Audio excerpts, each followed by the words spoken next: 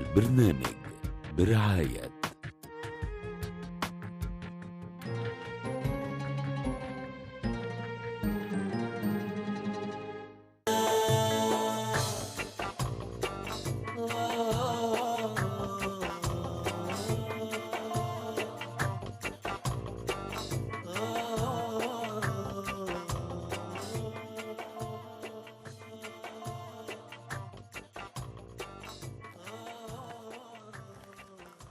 أعزائي المشاهدين، أهلا بكم في حلقة جديدة من برنامج حلم حياة.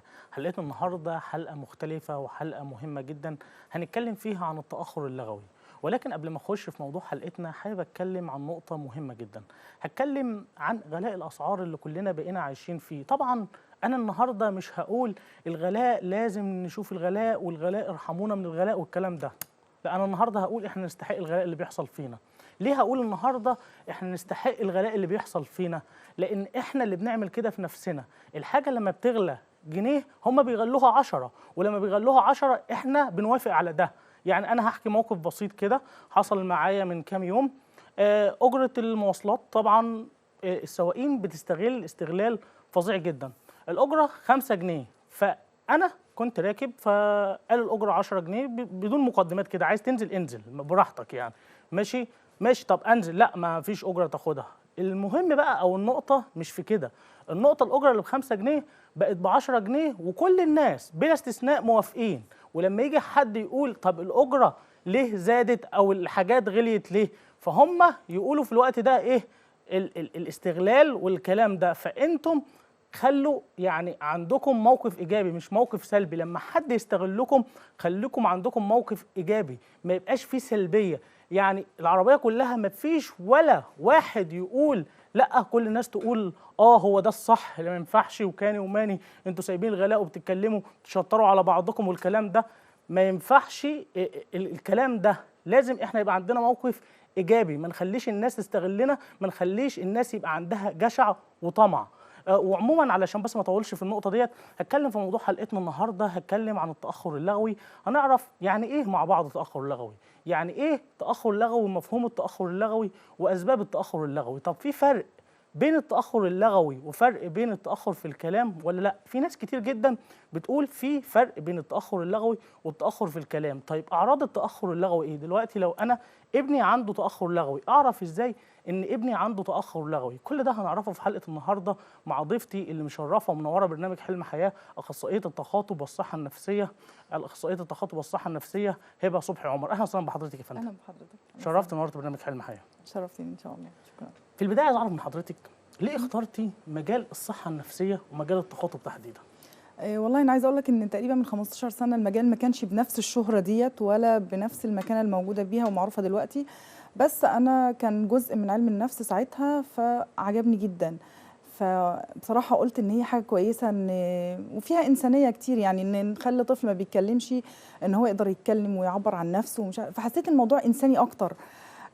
ودايما ربنا بيستخدم الشخص اللي قدامه او بيستبدله، فانا حبيت ان انا اكون من ضمن الاشخاص اللي بيستخدمها ان شاء الله. تمام، يعني انت حبيتي المجال وشايفه ان المجال ده تقدري تفيدي فيه وتقدري انك انت تساعد الاخرين بيه ان شاء الله. تمام.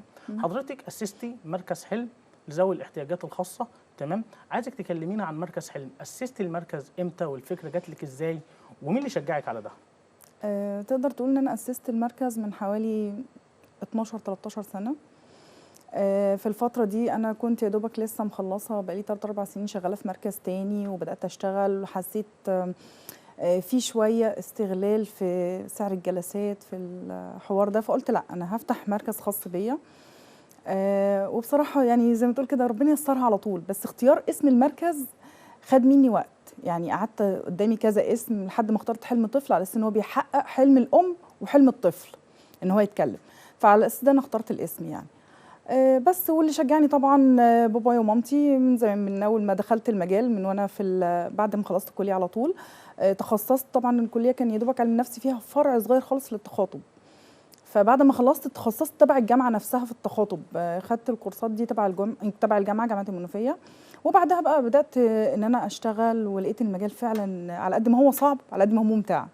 يعني ما تتخيلش فرحه الاخصائيه اكتر من فرحه الام، وهو الطفل قدامها ما كانش بيتكلم خالص وبقى بيتكلم وبيعبر عن نفسه. يعني انت حضرتك اخترتي كلمه حلم الطفل جايه من الاحلام. يعني شايفه ان الكلام او مجال التخاطب او الصحه النفسيه في بعض الاحيان اللي بيبقى عندهم مشكله معينه فبيبقى عندهم حلم انهم يخرجوا من المشكله دي، فعلشان كده بالظبط. اخترتي اسم حلم. ايوه. طيب عايز اعرف الخدمات اللي بتتقدم في مركز حلم الطفل، ايه الخدمات اللي بتقدمها؟ انا في بدايه ما خدت التخاطب لقيت ان المجال كله متداخل في بعضه. يعني انا لو عندي طفل شقي ازاي اقعده قدامي، فبالتالي خدت تخاطب، بعدها خدت تعديل سلوك، صعوبات تعلم، تنميه مهارات، اختبارات طبعا ستانفورد بني، كل المقاييس، كارز، كونارز، فايلاند، خدت كل حاجه لان حسيت المجال كله داخل في بعضه، لازم ما ينفعش اخد فرع واحد بس.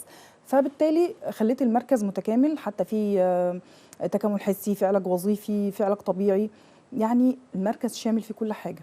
تمام. يعني حضرتك شايفه الاخصائي النفسي الناجح اللي هو ما بيتوقفش عند نقطه معينه، لا، اللي ما هو ينفعش. قدر المستطاع اي دوره اي حاجه جديده بيحاول انه هو يكتسب الخبرات، بيحاول انه يدرسها علشان يبقى عارف بيتعامل ازاي مع الطفل اللي هو ايه عنده. بالظبط، ولازم يبقى مرن كمان، يعني يبقى عارف كويس ان اللي حاطط النظريه دي او شخص زيه، فممكن يبقى فيها بعض الاخطاء اقدر ان انا اعملها. يعني في بدايه ما خدنا التخاطب ده درسناه من 15 سنه، قال لك لا احنا ما نبداش مع الطفل اي جلسه تخاطب لما يبدا ب3 سنين. انا شفت ان 3 سنين ده متاخر، انا ليه اخلي طفل ما بيتكلمش خالص استنى لحد 3 سنين وابدا معاه؟ طب ما انا ابدا من سن 2 سنين، وفعلا الابحاث الحديثه قالت ان من سن 2 سنين دلوقتي. نخش بقى في موضوعنا أيوة. بخصوص الابحاث الحديثه. اوكي. الاول كده عايزين نعرف ايه هو التخاطب، يعني مفهوم التخاطب وتعريفه ايه، او يعني مفهوم وتعريف التاخر اللغوي ايه، والفرق بين التاخر اللغوي وتاخر الكلام ايه؟ طيب التأخر اللغوي ده يعني الحصيلة اللغوية اللي الطفل بيتكلمها هل هي مناسبة مع العمر الزمني ولا لا؟ بمعنى ان الطفل من سنة لسنة ونص المفروض يبقى عنده 15 كلمة، بق، ايد، موز، اي 15 كلمة تعدهم. عند سن السنتين المفروض يقول جملة من كلمتين واضحين، بابا جه، اشرب مية. عند سن ال3 سنين جملة من 3 كلمات، عاوز اشرب عصير. سن ال4 سنين يبقى 4 كلمات. بعد كده يقدر ان هو يسرد لي احداث يوم عند 5 سنين. طيب انا الطفل بالنسبه لي ما اتكلمش يبقى هنا في تاخر في اللغه. طيب الفرق بين تاخر اللغه وتاخر الكلام، تاخر اللغه ده عامل زي مثلا جهاز الكمبيوتر. التاخر الكلام بقى عامل زي الطبعه، يعني اللغه الانتاجيه. انت عندك لغه استقباليه اللي هي انا بسمع وببقى فاهم ولا مش فاهم، عارف هو بيقول ايه ولا لا. اما اجي اقول للطفل هات لي كذا، هات الكوبايه، هات المعلقه، هل فاهم الحاجات دي ولا لا؟ دي اللغه الاستقباليه بالظبط.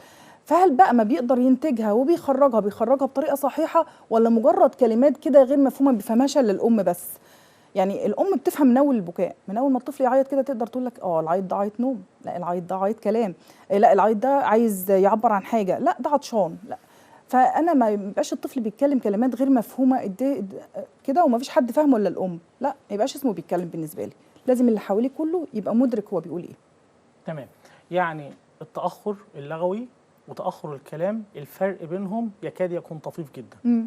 ممكن الشخص العادي ما يعرفش يفرقه، اللي يفرقه اخصائي، صح كده؟ ايوه تمام. طيب دلوقتي اعراض التاخر اللغوي ايه؟ انا ابني عنده تاخر لغوي، المفروض اعرف ازاي ان هو عنده تاخر لغوي، واعرف من سن كام؟ دلوقتي الطفل اصلا نقدر نقول ان في تاخر، على الاقل انك انت بتقارنه باللي في سنه.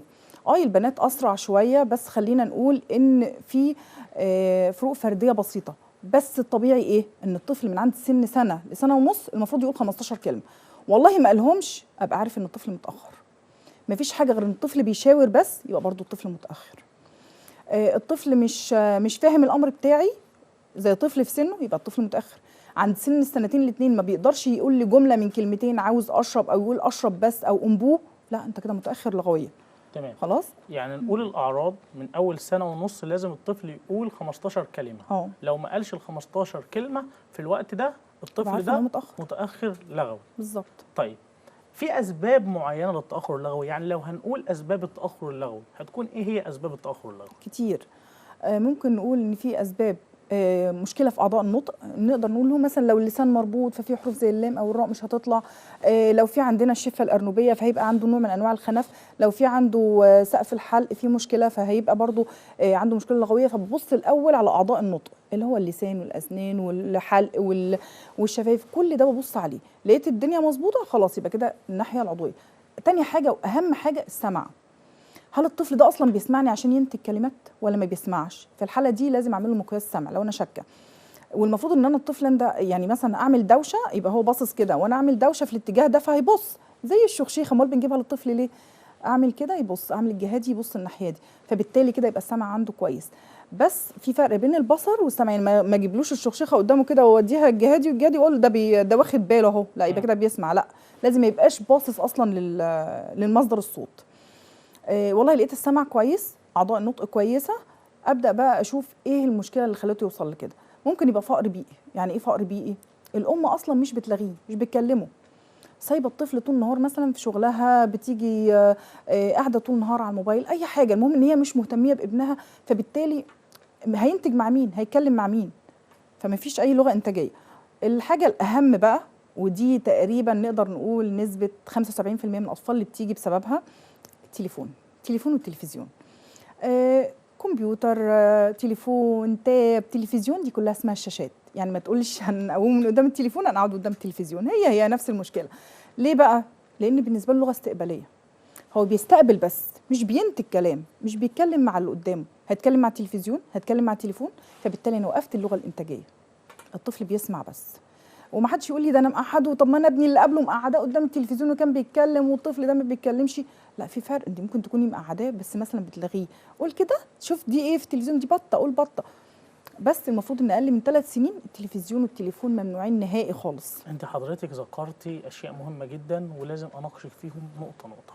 اول حاجه اتكلمتي من اسباب التاخر اللغوي حاجه اسمها الشفه الارنبيه. تمام؟ يعني ايه الشفه الارنبيه؟ يعني انا دلوقتي كولي امر عندي طفل بيعاني من التاخر اللغوي ويبقى عنده مشكله في الشفه الارنبيه ديت، اعرفه ازاي؟ هي بتبان اصلا، يعني مجرد ما الطفل بيتولد المفروض ان دكتور الاطفال بيقول لها بتبقى الشفه مقسومه نصين اتنين زي شفايف الارنب بالظبط كده يعني، فبنسميها الشفه الارنبيه. فدي بتعمل نوع من انواع الخنف، اللي هو انت حضرتك مهما اشتغلت معاه جلسات ابقى عارفه ان الطفل ده هيفضل لازم اعمل علاج للشفه ايوه الارنبيه طبعا ديت الاول. بتتعالج الاول طبعا. تمام. عمليات. دي النقطه الثانيه ذكرتي نقطه مهمه جدا، ولي الامر او الام تحديدا لازم تلاغي الطفل. يعني الطفل من سن معين لازم تلاغيه بحيث ان هو يكتسب لغه، بحيث ان هو يبقى عنده ادراك، صح كده؟ أيوة لان لو هي سابت الطفل وراحت حضرتك زي ما قلت كده الشغل او راحت اي مكان وسابت الطفل في اي حته، ففي الوقت ده هي بتولد مشكله ممكن ما تكونش موجوده عند الطفل، هي بتولدها بسبب عدم انها بتلاغيه او بسبب عدم الاهتمام بيه. بالظبط.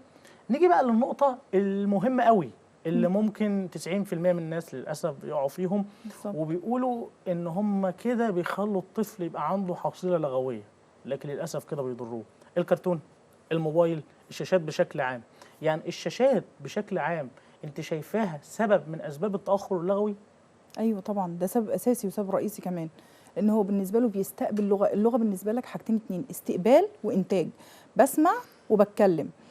فهو بالنسبه له بيسمع بس، هو باصص للتليفون للتلفزيون، ما بيتكلمش معاهم، بيبص بس. فبالتالي انا وقفت اللغه الانتاجيه، مش هخليه يتكلم بس. طب في ناس بيقولوا ان الكرتون والموبايل والحاجات دي كلها بيخلوا الطفل يكتسب لغه، يعني بحيث ان هو الكرتون بيشوف لغه معينه، بيشوف حاجه معينه فبيكتسب لغه وبيبقى عنده يعني نسبه ذكاء اكتر. هل الكلام ده كله غير صحيح؟ لا، غير صحيح طبعا.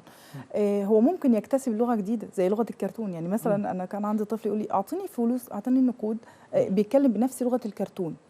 يعني ممكن يتكلم بس بنفس لغه الكرتون اللي هو على طول قدامه 24 ساعه. طيب نقدر نقول ان الكرتون والشاشات الموبايل وغيره ممكن يبقوا مفيدين في سن معين؟ يعني في سن ما ايا كان مثلا 3 سنين 4 سنين في الوقت ده بيضروا الطفل، ممكن بعد كده يفيدوا الطفل، ولا في كل الاحوال الكرتون والشاشات ضرر للطفل؟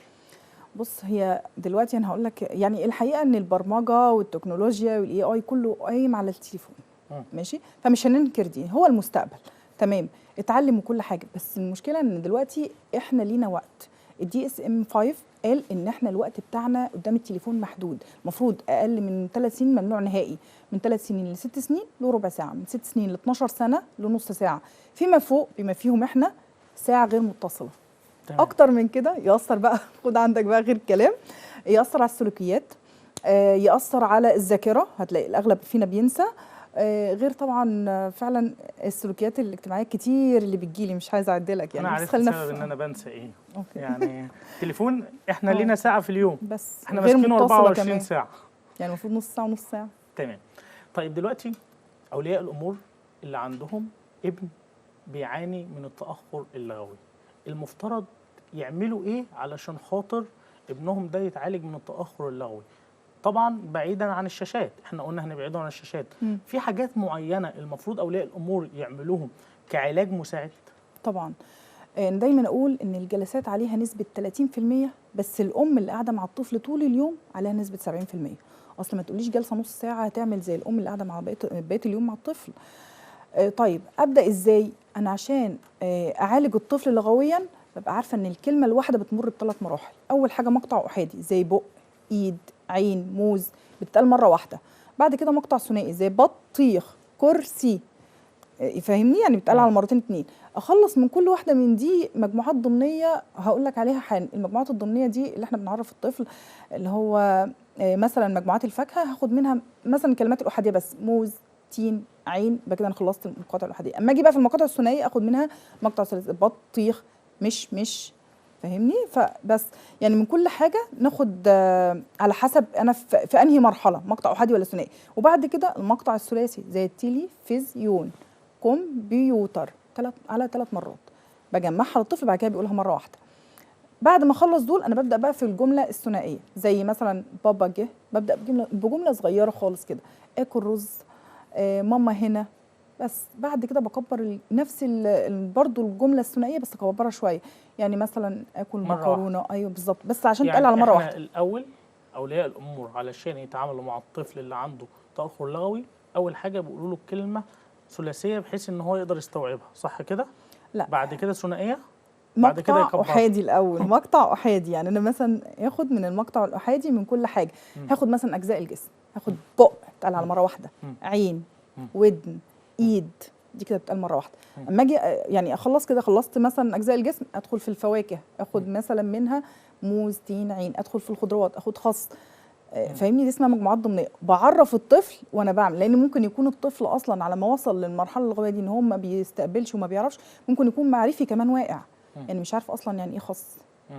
فاهمني؟ فبالتالي ابدا اشوف، يعني انا بوضح للطفل هنا الاول الحاجه، لان ممكن يكون ما عندوش ادراك بالشيء اساسا. بالظبط. فانا بشرح له الكلمه احاديه وبوري له الشيء بحيث ان أيوة يبقى عنده ادراك. بعد كده بكبر له الكلمه بحيث ان ما يبقاش عنده صعوبه في استيعاب الكلمه. بالظبط كده، ويبقى فاهمها.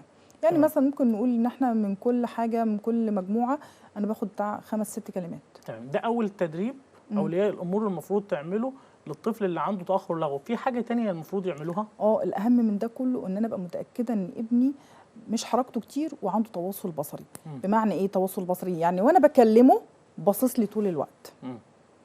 لو هو ما بيبصليش طول الوقت يبقى دي مشكله. هو اصلا الطفل هياخد باله من شفايفي بتنطق ازاي وهو عينه رايحه جايه في كل مكان كده، تشتت انتباه. لو ده بيحصل يبقى الاول اعمل تواصل بصري. اعمله ازاي؟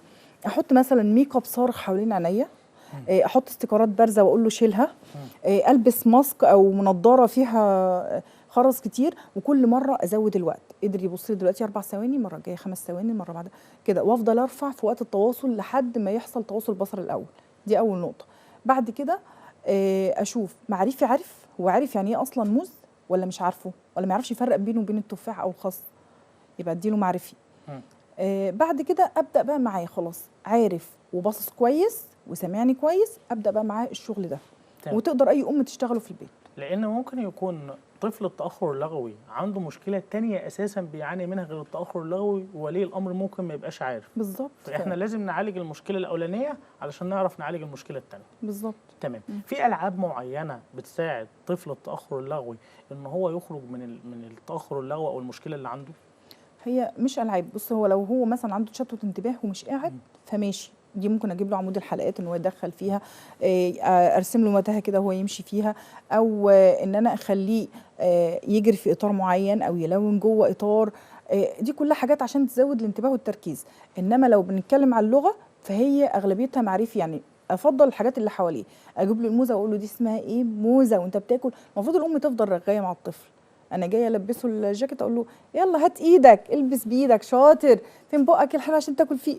دايما خليك تتكلمي مع مع الطفل، بالتالي هيبقى اللغه بتاعته احسن كتير. تمام. والمعرفي بتاعه، لو الطفل جاي لي معرفه كويسه، اعضاء النطق كويس، ما بياخدش وقت خالص. تمام. طيب علاج التاخر اللغوي احنا قلنا في تدريبات معينه اولياء الامور المفروض يعملوها بحيث ايه ان التاخر اللغوي يبقى ما فيش عند الطفل اي مشكله. طب بالظبط. انتوا كاخصائيين صحه نفسيه ايه علاج التاخر اللغوي عندكم؟ بتعالجوا الطفل ازاي؟ هل بالتدريبات ديت ولا بتعملوا جلسات تانية ولا بتعملوا ايه؟